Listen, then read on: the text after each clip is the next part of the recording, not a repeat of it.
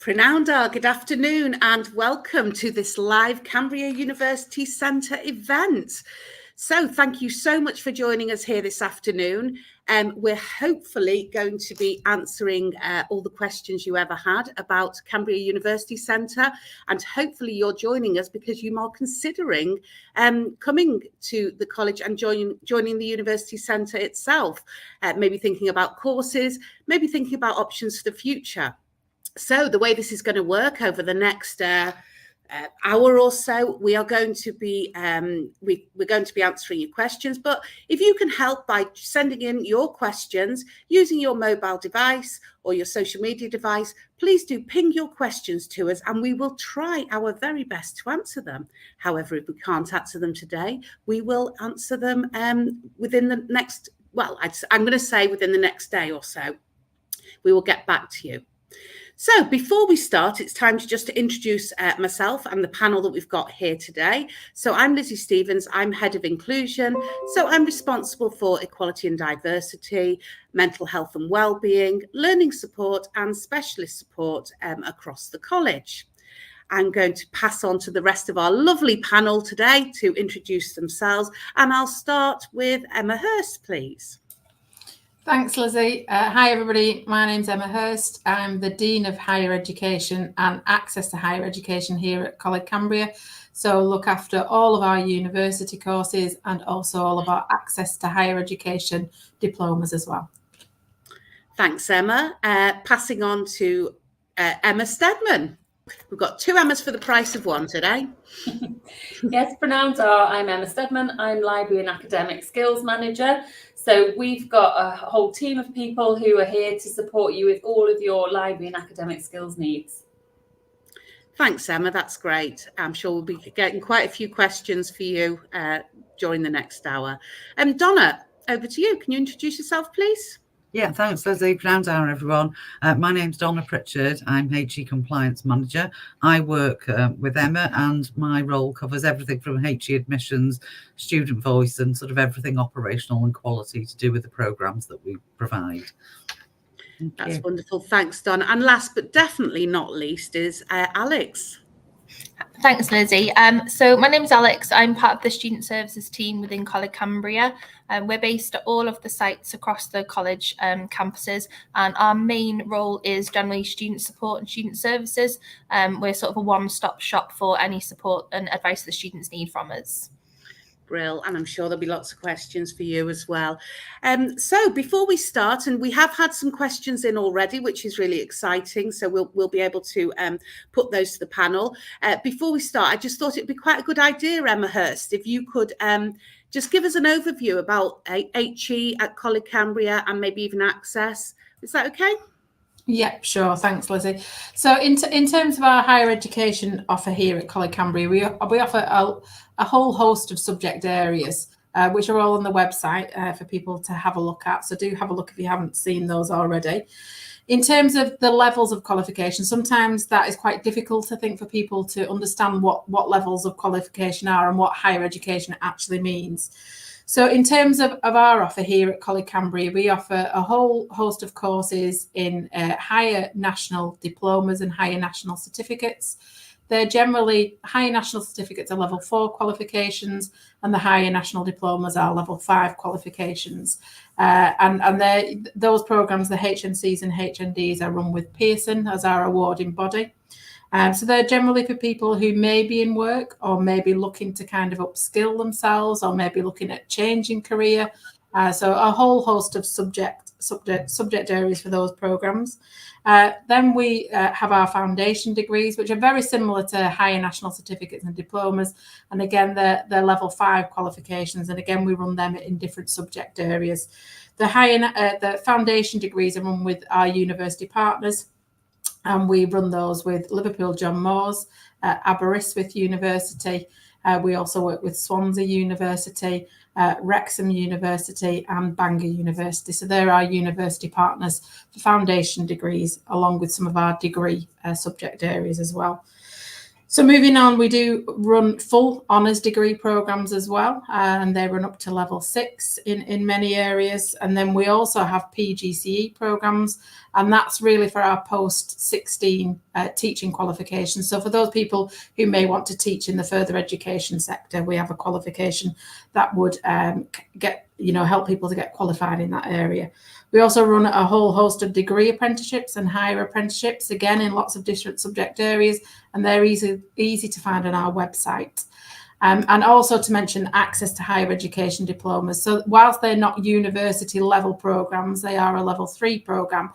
What those programs are designed to do is to help people who may be, again, thinking of changing career, who may not have got the qualifications that they needed at school, but are wanting to move on to university. So that's kind of that stepping stone qualification, if you like, for those students who perhaps don't have a formal qualification to move on to university. Thanks. Wow. Liz. Thank you so much. There's lots of information there, isn't there? And I think you mentioned the website there. Is that somewhere that everybody can get that first overview of the types of courses? Yeah, sure. So I think if people are interested in looking at what the programs we have on offer, the first port of call is going to the website, actually looking at the University Centre tab on the website. And within that, you'll see the whole list of courses that we run, and whether that's a HNC, a HND, a foundation degree, a degree, and so on. So yeah, quite easily labelled on the website. That's brilliant. So hopefully you've heard something there that might be something that you're interested in studying, and you're just at those tentative first steps, or maybe you're well on the way. But anyway, you can get more information through www.cambria.ac.uk. That's www.cambria.ac.uk. So that's a great first port of call. However, if you do have further questions, please do contact us directly. And you can do that by phoning us on 0300 30 30 007. Give us a call. We're always very, very happy to sit and talk to you about the types of courses, what's all of the intricacies around undertaking an HE course. But sometimes it is just easier to come in and meet with us. And I know, Donna, you often meet with people. Well, you always meet with people, don't you? And encourage them to come in. Yeah, we do. If anybody wants to contact us at any time, we constantly check that HE inbox, that he@cambria.ac.uk. So, if anybody's got any general queries, that are a bit unsure or want to arrange to come in to see us, yeah, that's absolutely no problem. Thank you. That's brilliant. Thanks, Donna. And Emma, just coming back to something which links up to a query we have had in around, you mentioned about working with partner universities. So you did explain who you work with. What's in it for me if I was to join Cambria University Centre as a student? Why is it a benefit to me to come where there's a partner university? Why wouldn't I just go directly to that university? Yeah, that's a good question, Lizzie. Thank you. So I think in terms of what we offer compared to our university partners is, whilst that programme is validated by one of our university partners, so that means that your certificate comes from them rather than College Cambria, and you graduate at the university like all other students would graduate at that university and enjoy that ceremony with your families. I think the difference for us at Cambria is that we sell ourselves on kind of what we do extremely well, and that is that wraparound support for higher education students and for further education students here at College Cambria. So that kind of support that students get here is very, well, in most cases is different to what the support is at university. We pride ourselves on the smaller class sizes. Because our classes aren't big. We don't have huge lecture theatres where lots of students are joining us, generally more intimate classes. We have personal tutors here at College Cambria where students build a really good relationship with that personal tutor and can kind of go to them for any issues that they may have. And I think it's really important here at College Cambria, a student, in whatever pathway they are on, support available to them is kind of, it's equitable across. So students are entitled to that kind of additional learning support that your team offer, Lizzie, the support that Student Services offer, and also the support that Emma Steadman and her team offer through academic studies and services for our students. That's right, and I think for many students we've had in the past, and we currently have, many of them have actually come up from our FE provision. We also have many coming in from externally who are attracted to that quality of support. But for learners that have already been here for some time, if you've joined us today and you're thinking you're currently on level 3, level 4, and you're thinking about what's the next steps, then you're able to transition quite easily into that next stage of your educational journey. And so that means keeping the same support around yourself, and also in some cases there might be a crossover with the same lecturers as well. I don't know how that works, but I know that can be quite reassuring for some people, that consistency really. So that's brilliant. Thank you, Emma. So if you've only just joined us, welcome to the live Cambria University Centre event where we're trying to answer any questions you may have. Please do send us in your questions, and we will try and answer them. If we can't answer them, we will get back to you and answer them within the next day or so. But we've already had some questions in, so I think this one is something that's on a lot of people's minds. And again, another reason why people might not be looking to go away to university. They might be thinking about actually staying in their local area. And if you're currently living in this area, Wrexham, Flintshire, Denbighshire, Cheshire even, then you might be considering not going away to university. Then this is a valid question as well around student finance, because there is that implication. So the question is, what student finance support is offered by the Cambria University Centre, and how would I apply for that? Alex, I'm guessing that would be you for Student Services. Yeah, definitely, Lizzie. So in terms of the student finance available, there's sort of two packages available. Half of it is the tuition fee loans, which is the money that's paid directly to universities to cover the tuition, obviously, for the education that they're receiving. The other package is the maintenance loan, or the maintenance side of it, which helps with living costs. Going to university is, it's hugely daunting for learners, because obviously the financial implications, a lot of people aren't aware of just how much money is available to them. So I'd say, first of all, if you've got any questions or queries about it, by all means, contact us directly first. We've got a Student Services email address, so either drop us an email, and we can obviously give you a ring and chat through the finance options with you. Alternatively, depending on where you're living, you'll either apply for Student Finance Wales or Student Finance England. Again, I think I'm going to pop that information at the bottom for everyone to look at. It's quite daunting when you look at those websites initially, so if you just wanted an overview, then by all means contact us first. But in terms of the tuition fee, the maximum tuition fee is £9,250 for September 2024. It's slightly less sometimes for different course levels, but that's the maximum that you can be charged by a university. Like I said, that's fully covered by student finance. Doesn't matter what your household income is, so whether or not your household income is really high, whether or not your household income is really low, you'll still be eligible for that student finance loan to pay your university fees. The second part of the funding, like I explained, is the maintenance loan, really. It's made up of a combination of loan and grant, and the amount that you can get can vary slightly depending on whether or not, if you're staying and living at home while studying, if you're living away while studying, and also if you're planning on moving to London, because if you choose to move to London to study university, obviously it's quite a lot more expensive. But generally speaking, for the purpose of this talk, I'm getting a little bit too carried away, sorry. It is obviously for learners who'll probably be either coming to us and move into the area or staying at home.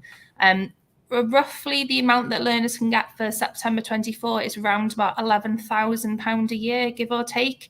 Like I said, that is made up of a combination of loan and grant. So the grant part, you don't need to pay back to the government. That is just purely money that you don't have to repay. The loan part is money that you have to repay at a later date. But I think a lot of learners don't need to be worried about paying that off, because you don't pay any of it off at all until you reach a certain income threshold, which at the moment is about £27,000. So if you finish university and you get a job that pays you £25,000, you won't start paying any of that back until you hit that higher threshold anyway. And even once you do pay it back, it's only a small percentage of your wage. So it's usually sort of Student Finance Wales and Student Finance England say it's equivalent to maybe a takeaway or something like that during the month. That sort of, that can be the small amount that you can pay back. Wow, lots of information there, Alex. So no, it's great. It's great. And just to say as well, if you wanted to hear that again, maybe a few times, then you can replay this, I believe. So this recording will be available on social media, on Facebook. So please do feel free to listen to it again at a later date. But that was really comprehensive. Thanks, Alex. Really helpful. Emma, is there anything you want to, Emma Hurst, is there anything you want to add to that as well? Yeah, I think thanks for that, Alex. I think it's really helpful for prospective students to kind of look and plan finances as well. I think just one of the things to add there is all of our programme fees are advertised on the website. And I think what people will see is that in most cases, we are considerably less in terms of our tuition fees than what other universities charge. So it's always a good thing to look at that as well. And whilst, if we look at foundation degrees, degree apprenticeships, they are all awarded by university partners. In most cases, the prices that we charge here are less than what they would charge at the university. So it's always good to kind of have a look at those fees as well on the website. Brilliant. Okay. Does anybody else want to add anything at all to finance, or are we okay with that? Can I just add one more thing? Sorry, Lizzie. So I also forgot to mention about the bursaries. So different university partners that we do have bursary schemes as well. So they can depend obviously on what you can get from them, either financially or you can get equipment or things like that. So it's always worth either dropping us an email or dropping the HE email, the HE team an email as well, just to double check if the university you're thinking about applying for would offer anything additional to the student finance package. Brilliant, thank you. And I'm going to add something in as well in my role as inclusion. Of course, if you are a student who has a disability, then we do have disabled students allowance. I'm not going to go into great detail here and now because it is complicated. Just to say, if you do want to get in touch with us about disabled students allowance, please do contact us on learning.support@cambria.ac.uk. Or alternatively, you can contact he@cambria.ac.uk. So we'll be able to answer those questions. There is also on the website, there is further information about disabled students allowance. Okay, so thank you for that. If you've just joined us, we've just been talking about everything all money. Welcome to this Cambria University Centre live event. And please do feel free to send us in any of your questions. If we can, we will answer them. If we can't, we will ask somebody who knows and get back to you. But thank you for joining us. And we have had some further questions in, and I'm going to just move on. We've got a fantastic panel here today of people who I think are the right people to answer the questions today, because the next question is around getting support before I start. So somebody is interested in about what they can do before they start. They are nervous about coming back into education and what would be available. So Emma Stedman, can I start with you on that one? Is that okay? Yeah, sure, no problem. So obviously we provide a lot of support once you're in college, and primarily we will start seeing you in your sessions as soon as you hit induction, and for some courses a little bit before. We have traditionally run some bite-sized study skills sessions just before you start your induction. However, I know that we are introducing a brand new 6-week programme to really support learners who want to get into brushing up their skills before they start their course, and Emma H is the one with all the info on that, so it might be better for her to talk about that 6-week course. Yeah, over to you, Emma H. Happy to jump in there. Thanks, Emma. So I think new for this year is we are introducing a new 6-week programme, and that is really for those students who may have been out of education for some time, who may thinking about a career change or a change in direction from what they've done in the past. So we're happy to say that we've got a new free course that will be starting on the 1st of May, and that will be based at our D-side campus. It will be run on, I'm just checking the day, so it will be run face-to-face, and sessions will run between 10 a.m. and 12 p.m. From the 1st of May, and that's up until the 12th of June. And the idea of that course is that we support students with kind of an introduction to academic writing. What are the expectations? So if you're going into that higher level study, what does that look like, and what can you expect, and what do you need to prepare yourself for? It also helps students to get to grips with kind of the online learning side of things. So perhaps virtual learning environments, emails, submitting your work via kind of electronic services, all of those types of things. And along with that, there is an introduction to, if people are not sure about what their direction is or what their next step is, the programme is designed to help people to take that next step and think about what that next step will be, and then what that pathway looks like. So what that progression pathway, so what programme would you need to do next, and how do you get to where you want to be in terms of your end goals and your career kind of aspirations. So really excited. It's not quite on the website, but it will be on the website soon. So if people want to look out for that, the title of the programme is Preparation for Success and Higher Level Study, and it will be a free course as well.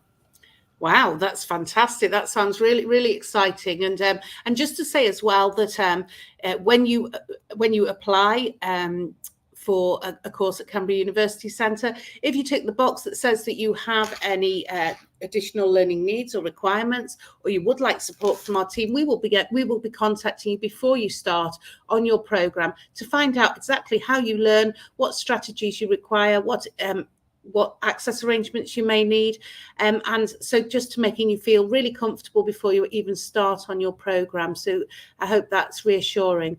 And just something that somebody did mention to me about reading lists. I'm not quite sure what a reading list is, but Emma Steadman, is that something that you can enlighten us on, please? Yeah, certainly. So Emma's already mentioned, we've got this support course available for you before you start with us. Once you're actually in the college, you've got quite a wide range of support from an academic skills perspective that you can work as you're progressing through your course. So we'll do stuff around, academic writing as well, so we can keep sort of working on your skills once you're actually studying with us.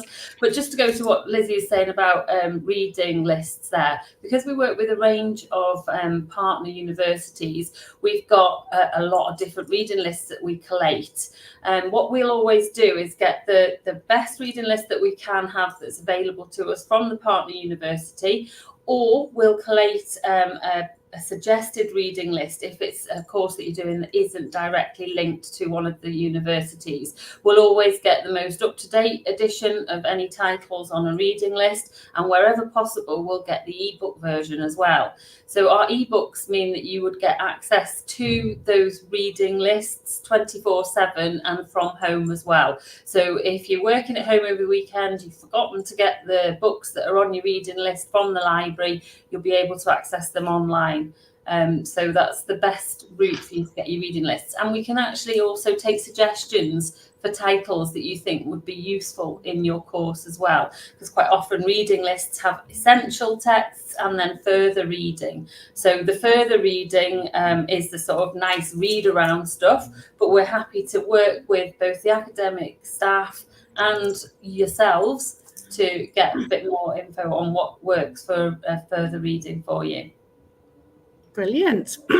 Wow, lots of support. And in case you hadn't guessed, if you've only just joined us, in case you hadn't guessed, Emma is, of course, our library services manager, library and academic skills manager, as if the books in the background weren't a clue enough. But I think we're guessing they're just for decorative purposes. I've read them all. Yeah, you've read them all. Okay, that's wonderful. Thank you. So as we're discussing at the moment about support and what's available, I think there is something called a bursary, as a College Cambria bursary, that somebody's asked specifically about. Donna, are you able to advise about that? Yeah, sure. We've got a couple of bursaries in addition to the ones Alex mentioned that might be via a university. So the first one is where we have people progressing from level 3, childhood studies, childcare, that type of thing, onto our FDA or BA childhood studies course. And that is payable, it's £1,000 and it's payable at the end of each of the first 2 years of those courses. So, yeah, that's quite an incentive because obviously that reduces those fees somewhat, or you can use that money to support yourself in other ways in terms of, books, etc., and things like that you might need. The other one is our Cambria bursary. Now that's for anyone who's paying over £7,500 in fees, or 7.5 and above, should I say, and that includes a combination of credits to bank accounts, sort of bank payments, and also Cambria bursary vouchers, which can be spent in our outlets like coffee shops, restaurants, salons. I'm trying to think what else there is. And there's nursery as well, and the canteen, that type of thing. So that's quite an incentive too. Now, it's not for students who are being sponsored or are funding themselves in that way. So if they're being funded, then it doesn't sort of count. But anybody who's doing it through student finance, etc., then yeah, they'd be able to apply. And we look at eligibility criteria such as attendance, etc. So there are some things they need to meet in terms of obtaining those. But yeah, it's definitely an incentive. Thank you. Brilliant. Thank you, Donna. So if you are sitting here considering whether or not you can make that leap into higher education, or step, I would say, it's not really a leap, it's a step into higher education, because we will be with you every single step of the way, and we will make that journey absolutely smooth as possible for you. So if you are listening to us wondering about it, well, hopefully you're hearing about all the resources that are available, including financial support to make all your dreams, all your academic dreams come true.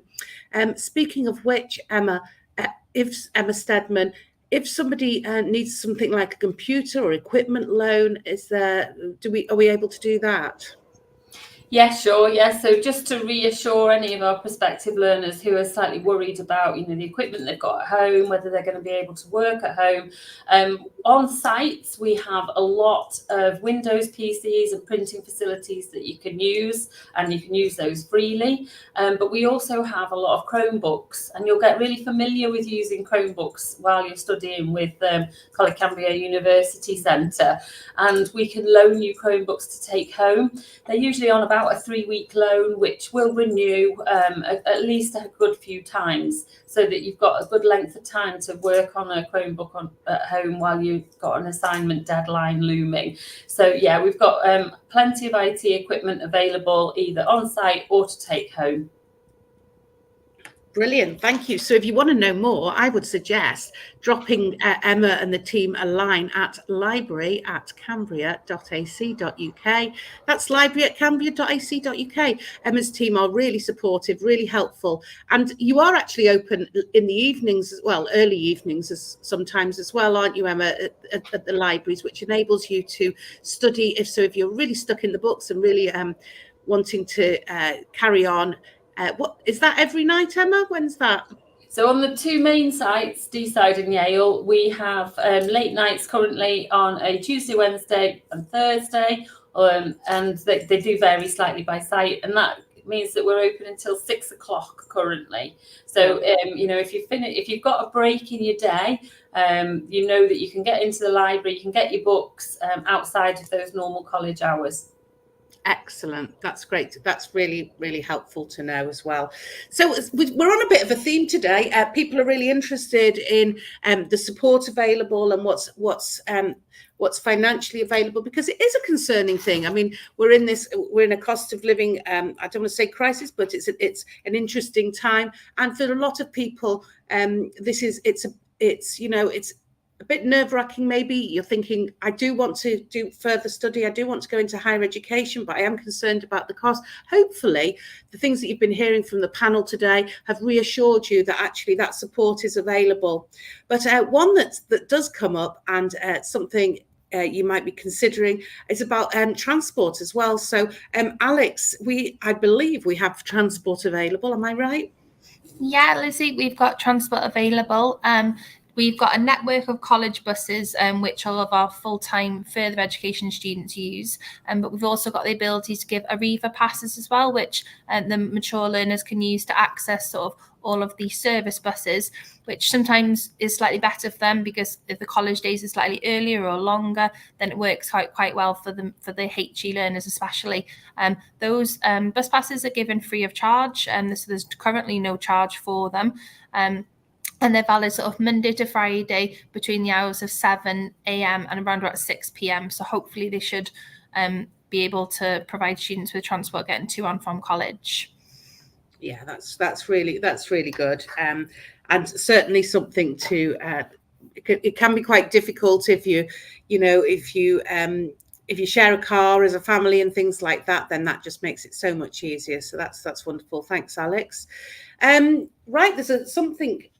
Somebody's asked us about inclusion at Cambria University Centre. So I'm afraid that is me. So I'll carry on talking for a little bit. If you are wondering what it's going to be like for you, whether you've got a protected characteristic or whether you're neurodiverse, I think you can be really assured about our reputation as a very inclusive college. You can read reports on our website that support this. But also, hopefully, by looking at the website, you can see there the amount of support and inclusive practices that we have. We're very proud at Cambria to be promoting inclusivity and to be one of the most proactive colleges and university centres across the UK in challenging discrimination. So we do have a dedicated equality and diversity officer who would be absolutely delighted to speak to you. So if you have any concerns, what I would suggest is sending an email to her. Her name's Alice Cherm, and she's at equality and diversity at cambria.ac.uk. Alice would be delighted to talk to you and to reassure you. But also in the University Centre, we really encourage that learner voice, that student voice, especially in issues of things like equality and diversity, where university students can really make changes and make a difference. So Alice would be really keen, once you're on programme with us as well, to actually encourage that student voice. Speaking of which, Donna, do you want to just give an overview of how student voice works in the University Centre? Yeah, we as soon as courses start, we obviously ask programme leaders to speak with their students and nominate some HE student reps from each area. Sorry, my dog barked then. I do apologise. So they get HE student reps nominated, and they then are invited to our steering groups, etc.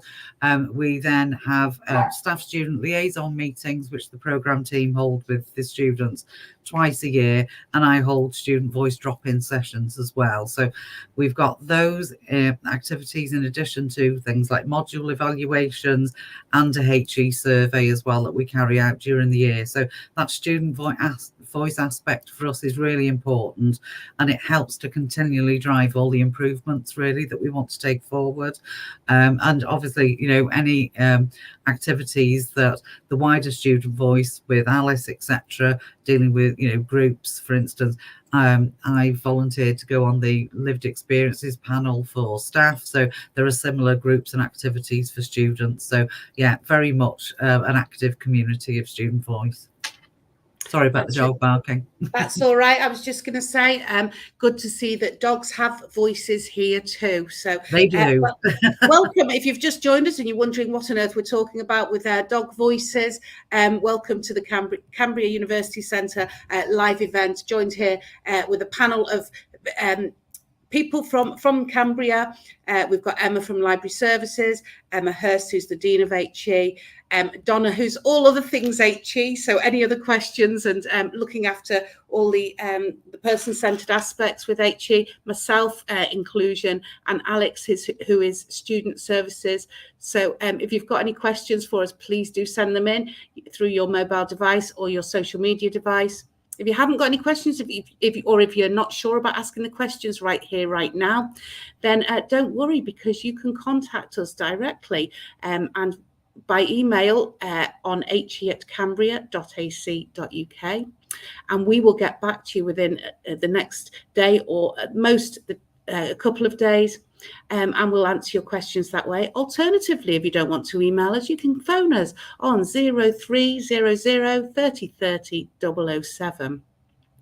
And if you have any questions around some of the things that Alex has been talking about, student finance, transport, things like that, you can actually pop in as well. We do like to see you, so don't be a stranger. Come in. If you're in the vicinity of one of our campuses, there is always somebody in student services who are located right by the front doors in the vast majority of cases. That's right, isn't it, Alex? Yeah, so pop in. And so you've got a choice there, so there's no reason not to come and talk to us. We are a friendly bunch, and we will our aim is to help you realise your aspirations around your academic journey. So we've got just a couple more questions that people have asked about. Certainly something people are nervous about is around that sort of like stepping into that academic, because it is a bit different to our vocational courses. And so what support is available once they're here with us around those sort of things like academic writing? Emma Stedman, is that something you'd like to? Yeah, certainly. Yeah, so kind of already mentioned a little bit about academic writing, but a really key part of being an HE learner is referencing, and that quite often is something that some people initially struggle to get their head around. My team are really, really well practiced in being able to support you with understanding how to reference for your assignments, so they can really support you right from beginning to end when you're doing an assignment. So that could be understanding the assignment brief, how to structure your assignment, how to improve your academic writing style, and then of course referencing as well. We can offer support. We quite often come into group sessions to do that initial introduction to these different topics, academic skills topics. But then the really, really key thing is that you can actually request one-to-one support with our academic skills coordinators. They're really professional and well qualified people who can actually sit down with you on a weekly basis if you need it, and they can work through each of these different topics with you and make sure that you're getting the right information, you know how to do your research, right, as I say, right from start to finish. We've got a really fantastic range of online information to support your studies as well. So whether you're with a partner university that actually gives you access to their resources, or whether you're relying on the College Cambria resources, we've got a whole raft of brilliant journal databases and ebooks, kind of mentioned already. And there are even some platforms that can help you with referencing and study skills as well. So a whole raft of support from me and my areas. And they are very, very supportive, and they make it, they've helped me in the past, and they explain it really well. So yeah, very supportive team. Thanks for that, Emma. Okay, so we only have one last question, which is probably one of the most important ones, really, is how do we, so I'm quite interested, and I'm wondering how to apply is the actual question. So how would we apply for a course at Cambria University Centre? Donna? Yeah. Hello, I think that one's over to me. So via the website, as you've suggested, there's a tab, as Emma mentioned earlier, University Centre, and it's just a case of locating from the courses available which one you'd like to apply for. Have a read through the course information, which we call the course profile. It's on the website. It will tell you all about the course itself, how it's structured, what type of modules, etc. will be in it, how you'll be assessed, what the entry requirements are, and also the cost for the course, which relates to obviously student finance, which Alex mentioned earlier. On each one of those pages for each course, it's a simple apply now. There's a button on there, click on that and set up an online account, and that'll start the process off. That's really, just the bare sort of information about each of the students, name, address, that type of thing. We then check that record. We then send out stage 2, and that's telling us a bit more about your application. So why you want to do the course, any support needs that you might have, as you mentioned. Do you want to talk to student finance, student services, etc. And then uploading some simple things like qualifications, etc. And then in general it's done.